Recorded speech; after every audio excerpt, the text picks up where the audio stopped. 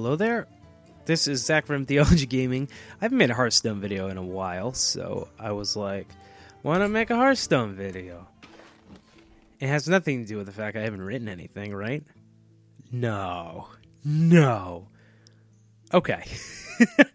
So, I've been trying to figure out why I can't seem to play Druid or Rogue with any degree of consistency, and I think the reason is that Druid lacks a lot of hard removal spells, or at least hard removal spells that are useful.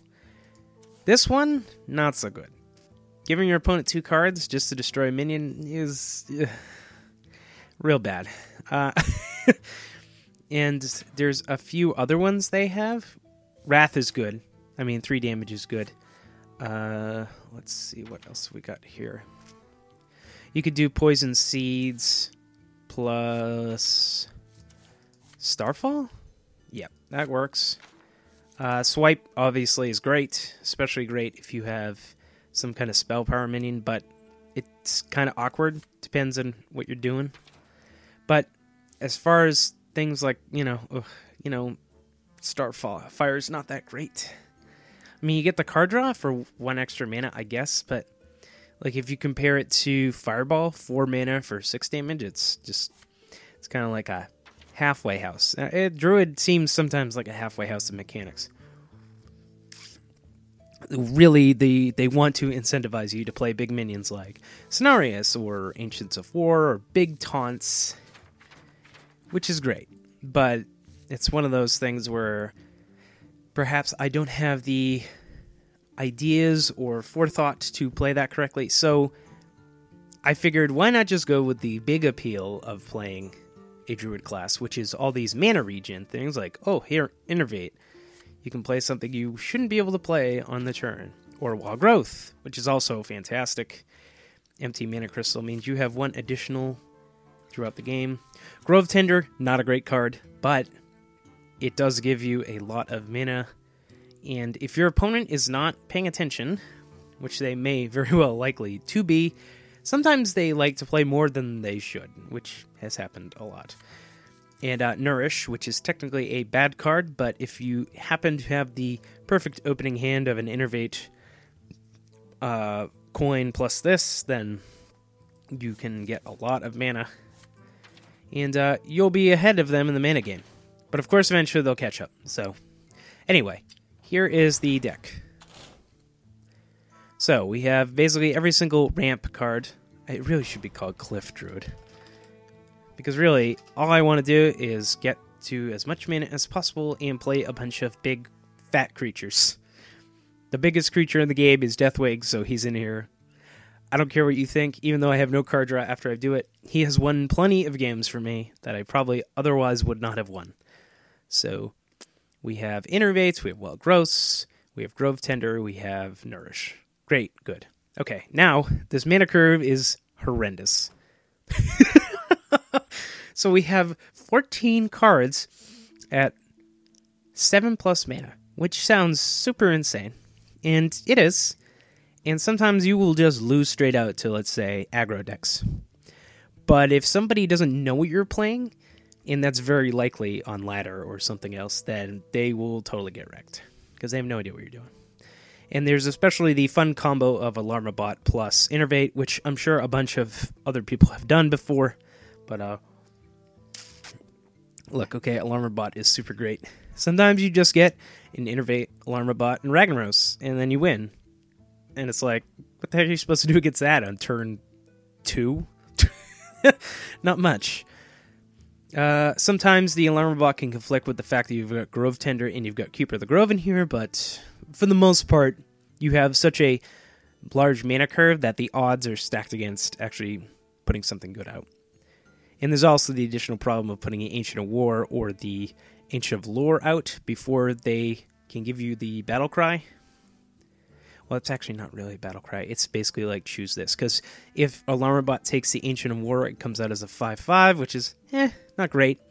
And if the Ancient of Lore comes out, you lose the card draw or the heal, which is also not great. So, most of the other cards don't have a Battle Cry, other than Alexstrasza, which is mostly to keep you alive and not so much to get your opponent down. Unless you're really ahead. So, That's why it serves those two purposes. Anyway, Keeper of the Grove, that's kind of standard. You want the silence because most of your damage is not coming from spells, as you can see. So you can silence minion, or you can deal 2 damage to an aggro deck. The 2/4 is there. Everyone expects you to be playing a normal Druid deck, which you're not playing. And we finally get into the curve of big minions. Now, obviously, a lot of this is flexible, and it is due to your own preferences, but I find this stuff works for me. So, first off, we have Hogger. Hogger's not fantastic. So, a 4/4 for, a 4/4 is not great, right? And he generates a 2/2 taunt each turn. Obviously, if you get the Alarma Bot or you get a big ramp kind of play on an early turn, he can prove to be incredibly problematic. But in general, Hogger is not a great card. Now, so the 6th slot here is kind of flexible. I'd say you can probably play a bunch of things. I wouldn't say a bunch of things. I'd say mostly legendaries. Like, you could play Mech Bear Cat, but Mech Bear Cat is prone to being big game hunted. And at that point in the game, you don't want to have that happen. I mean, they can play BGH at turn 3, right? So, turn 3, not good for you. Anyway, there's a bunch of different cards. So, I was thinking Emperor Thaurissan might be a good choice, but Thaurissan does not keep you alive. He reduces the cost of all the cards. This deck struggles, obviously, against aggro decks, and thus you don't want to have Thaurissan sitting there doing a whole lot of nothing, reducing costs of cards, but also making sure you're dead. So that's problematic. Now, Kieran could be a good choice. I'm not sure. The problem with Kieran is that his attack doesn't really fit into the current metagame in any way. I mean, basically every deck at some point plays a Sludge Belcher if they go beyond turn 6 or 7. So you've got a 4-attack minion against a 5 health minion, and Kieran just kind of makes things awkward. Although I do like Kieran. Kieran's good in other decks. Don't get me wrong. Gazlo sucks, obviously, for this. So does Mechatork. He can lose you games more. Illidan doesn't have enough health. Mogor is too random. Potted Sky Golem could be a good choice. You do get the extra value, although it's not quite as exciting as having a minion that gets value turn after turn. Like, the point of a lot of these legendaries is that they provide value when they're in the game. So, and you're assuming you're going to play them early, or at least you get their effects early. So you want something to, like, ramp up. Sylvanas could be a good choice. Yeah, but, it's just pretty standard. It's just nothing special. Obviously, it's one of the best legendaries in the game, but we're not here to play the best legendaries in the game. We're here to play the most fun legendaries. The Beast is a good choice, but again, BGH. We do have a lot of BGH targets, by the way, but we can get by them. Okay, so, and Sunwalker's here to keep us alive. Again, it's very useful, mostly because Taunt and Divine Shield are pretty good, and Divine Shield's really good, which means they have to use extra mana to get rid of the Divine Shield before they can kill it. So even though it has the same stats as Kieran, you have a much more durable minion in the long run. So, 7-drop slot. Some of these are optional, obviously. Everything at this top end is optional. I'd say you probably want 5 taunts, just from personal experience.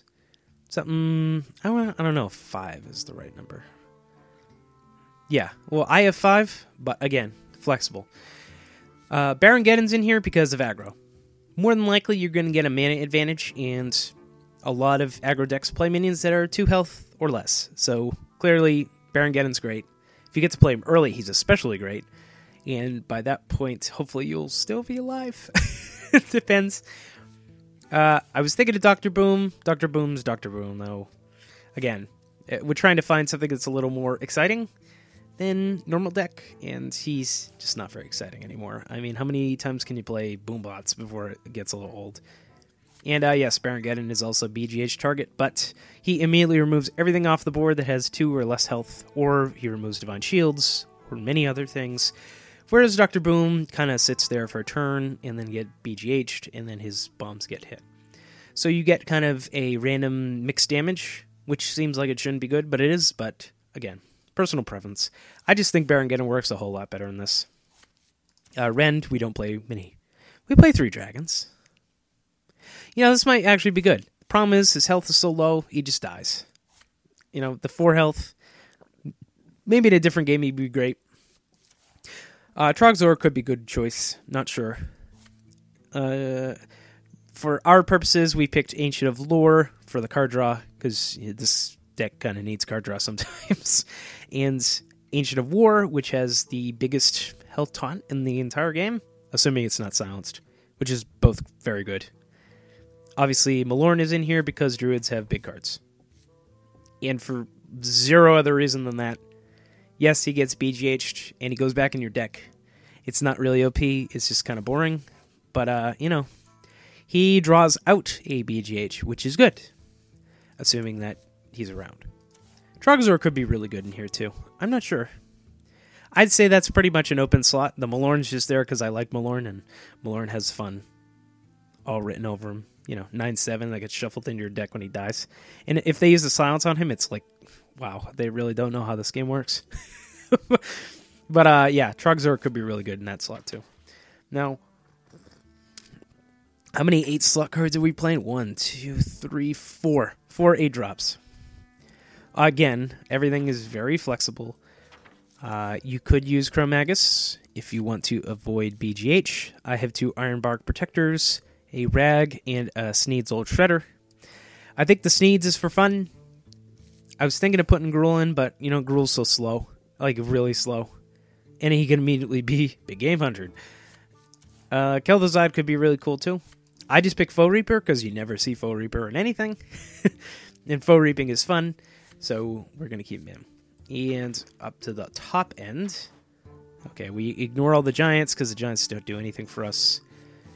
We have Tree of Life, which is basically like, if you end up in one of those situations where you just get totally run over, you can bring everybody's life back up to 30. It's not really a disadvantage for you. Yes, in games where you're winning, it just kind of sits in your hand, but by that point, hopefully you're already winning. Alexstrasza, as explained earlier, is mostly to keep you alive, but if you happen to have the opportunity to win more, then please feel free to use it on there. Ysera is good because she just has value after value every turn, and we have Deathwing, who is not great. Mind you, he's not great, and anyone who says he is basically doesn't know how this game works, but if you do have the opportunity to clear the board and it's your only way to win, most opponents are just not going to expect a Deathwing. And it's especially good against Druid, because Druid has no hard removal. And knowing that it has no hard removal is absolutely fantastic. When they've played a bunch of stuff, they have no other cards left to play or anything good, and you drop that Deathwing and it just destroys everything. Anyway, those moments are few and far between, so if you don't have Deathwing or you want to just play something else, Nefarian is probably a suitable choice since he gives you extra cards. He is the rational choice. And Onyxia actually wouldn't be half bad, but what usually happens is she gets BGH'd and then some kind of AoE happens. So it's 2 cards to deal with 1 card, but you played a 9-mana card that turn. And Nozdormu is the completely insane pick if you really want to go for that. So, obviously a lot of this is flexible, but this is the fun deck I've come up with. The original version had Nozdormu and Malygos and Nefarian in it, and as many dragons as I could fit in, because I just really wanted to play lots of dragons, but the problem with dragon decks is that they don't have any taunts. And you really need taunts, because if you play this way, you're just going to die. So, anyway, hopefully that was an insightful look at this dragon deck, and the next video will have some actual games attached to this. So, I will see you in the next part.